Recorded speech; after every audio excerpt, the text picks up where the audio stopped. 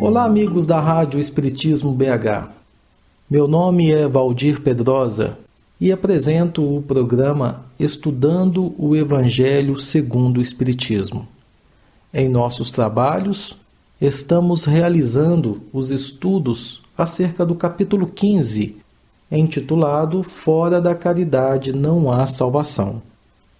Em nosso último programa, terminamos falando um pouco sobre a grande máxima do Espiritismo, e por que não dizer do Evangelho de Jesus, fora da caridade não há salvação. Hoje traremos as palavras de Allan Kardec, quando ele comenta que não é fora da Igreja que não há salvação e nem fora da verdade. Vamos entender com o codificador da doutrina espírita o porquê disso. Ele começa com seus comentários explicando o seguinte: uma vez que a máxima fora da caridade não há salvação se assenta num princípio universal e abre a todos os filhos de Deus acesso à suprema felicidade, o dogma fora da Igreja não há salvação se estriba não na fé fundamental em Deus e na imortalidade da alma, fé comum, aliás, a todas as religiões, mas sim numa fé especial, em dogmas particulares. Simplesmente na Igreja. Fora da Igreja não há salvação. É algo exclusivo e absoluto. Quer dizer que aqueles que não fazem parte da Igreja jamais poderão atingir a salvação, a suprema felicidade. Longe de unir os filhos de Deus, esse dogma os separa. Ao invés de incitá-los ao amor de seus irmãos, o fora da Igreja não há salvação alimenta e sanciona a irritação entre sectários dos diferentes cultos religiosos que reciprocamente se consideram malditos na eternidade, embora sejam parentes e amigos esses sectários. É algo que promove, inclusive, o sectarismo, a discórdia, a indiferença e, às vezes, até o preconceito e a própria violência. Desprezando a grande lei de igualdade perante o túmulo, esse dogma afasta uns dos outros até no campo do repouso. A máxima, fora da caridade não há salvação, consagra de forma absoluta o princípio da igualdade perante Deus e da liberdade de consciência, meus amigos. Tendo-a por norma, todos os homens são irmãos, e qualquer que seja a maneira por que adorem o Criador, eles se estendem as mãos e oram uns pelos outros. Já com o dogma fora da Igreja não há salvação, esses irmãos se anatematizam e se perseguem reciprocamente.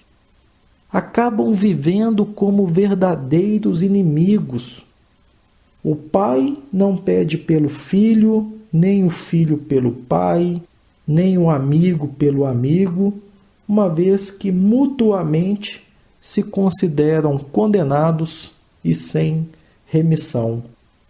É, como diz Allan Kardec, um dogma essencialmente contrário aos ensinamentos do Cristo e à lei evangélica. Disto não temos a menor dúvida. Agora, por outro lado, algumas pessoas pensam que essa máxima poderia ser: fora da verdade não há salvação. Mas Kardec diz que isso é um engano, porque o fora da verdade não há salvação equivaleria ao fora da igreja não há salvação. E seria igualmente exclusivo. Por quê? Porque precisamos ter a consciência de que nenhuma seita, nenhuma religião, nenhuma filosofia existe que não pretenda ter o privilégio da verdade. Cada uma delas acha que detém a verdade total, a verdade absoluta. Kardec até pergunta: que homem se pode vangloriar de a possuir integral, quando o âmbito dos conhecimentos incessantemente se alarga e todos os dias se retificam as ideias? Ora, meus irmãos, não vemos isso todos os dias? Quem, em sã consciência, pode bater no peito e dizer, de boca cheia, de peito aberto, que conhece a verdade de forma absoluta? Ninguém. A cada dia o homem se depara com descobertas, coisas novas vão surgindo em todas as áreas do conhecimento humano, de tal forma que fica patente que a verdade absoluta é patrimônio unicamente de espíritos da categoria mais elevada e que a humanidade terrena não poderia pretender possuí-la porque não lhe é dado saber tudo. Estamos muito longe do pleno conhecimento, de possuir a verdade absoluta, muito longe. Isso é apanágio dos espíritos superiores, dos espíritos muito elevados. Não é para nós, pelo menos por enquanto. Nós somente podemos aspirar a uma verdade relativa e proporcionada ao nosso adiantamento. Vejamos. Se Deus houvera feito da posse da verdade uma condição absoluta, expressa da felicidade futura, teria proferido uma sentença de proscrição geral, ao passo que a caridade, mesmo na sua mais ampla acepção, todos podem praticá-la. Perceberam a diferença? Se apenas o conhecimento da verdade fosse capaz de nos salvar, apenas aqueles que a detivessem num grau absoluto, coisa que não existe, a não ser espíritos elevadíssimos, estariam condenados. Já a caridade não. A caridade, como Jesus ensina no Evangelho, está ao alcance de todos. Qualquer um pode praticá-la, respeitando, claro, as suas condições, os seus limites, mas ela se encontra ao alcance de todos nós. Ninguém possui uma justificativa plausível para deixar de praticar a caridade. O Espiritismo, de acordo com o Evangelho, admitindo a salvação para todos, independente de qualquer crença, contanto que a lei de Deus seja observada, não diz: fora do Espiritismo não há salvação. Não diz. O Espiritismo não fala isso. E, como a doutrina espírita não pretende ensinar ainda toda a verdade, também não diz: fora da verdade não há salvação, porque esta máxima separaria ao invés de unir e perpetuaria os antagonismos, que é uma proposta totalmente contrária aos princípios de fraternidade da doutrina espírita. O próprio apóstolo dos gentios, Paulo de Tarso, na sua epístola aos Hebreus, no capítulo 10, versículo 24, diz assim, abre aspas, e consideremo-nos uns aos outros para nos estimularmos à caridade e às boas obras. Fecha aspas. Precisamos nos lembrar que muitas instituições, muitas agremiações da vida cristã, respeitáveis inclusive por seus programas e fundamentos, por suas atividades, trabalhos desenvolvidos em várias áreas, sofrem prejuízos incalculáveis em razão da leviandade com que muitos companheiros se observam uns aos outros. Como é que funciona isso? Aqui comenta-se o passado desairoso de quem procura hoje recuperar-se dignamente.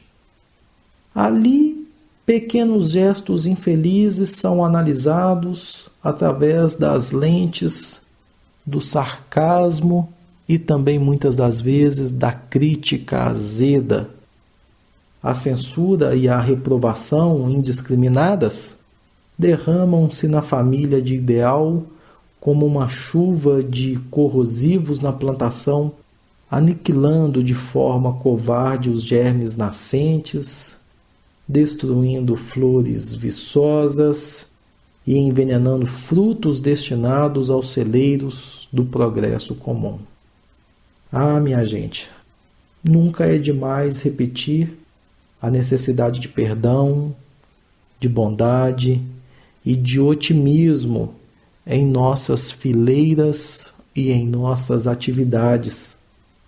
Vamos nos lembrar de que, com o nosso auxílio, tudo hoje pode ser melhor do que ontem e tudo amanhã poderá ser melhor que hoje. O mal, em qualquer circunstância, é desarmonia à frente da lei e todo desequilíbrio redunda em dificuldade e sofrimento. Vamos nos examinar mutuamente, mas acendendo a luz da fraternidade, para que a fraternidade nos clareie os destinos. Sem perseverança no bem, não há caminho para a felicidade. E foi por isso mesmo que o apóstolo Paulo nos recomendou: e consideremo-nos uns aos outros para nos estimularmos à caridade e às boas obras. Porque somente nessa diretriz estaremos servindo à construção do reino do amor. Ainda relembrando o querido apóstolo dos gentios, na sua primeira carta aos Tessalonicenses, no capítulo 5, versículo 8, ele diz assim, abre aspas, sejamos sóbrios, vestindo-nos da couraça da fé e da caridade. Fecha aspas. Vejam que interessante o termo utilizado por Paulo. Couraça da fé e da caridade. Couraça é algo que nos protege. Vamos tentar entender como que a fé e a caridade podem se converter nessa couraça capaz de nos proteger durante a nossa caminhada evolutiva. Destacamos que Paulo foi muito sábio quando aconselhou a couraça da caridade aos trabalhadores da luz.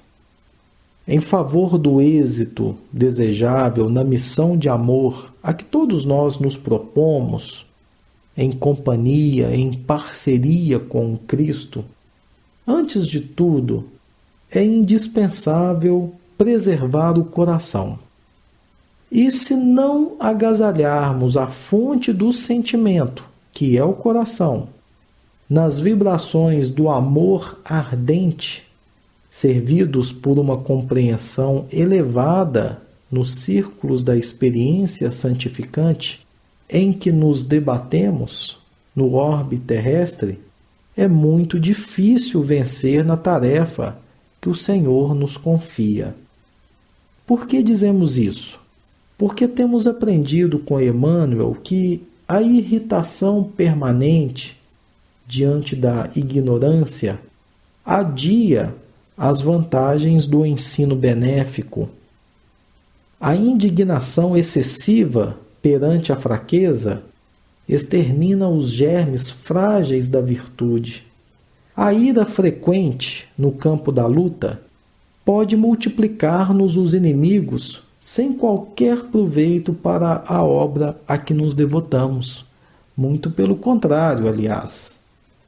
A severidade demasiada à frente de pessoas ainda estranhas aos benefícios da disciplina faz-se acompanhar de efeitos verdadeiramente contraproducentes por escassez de educação do meio em que se manifesta.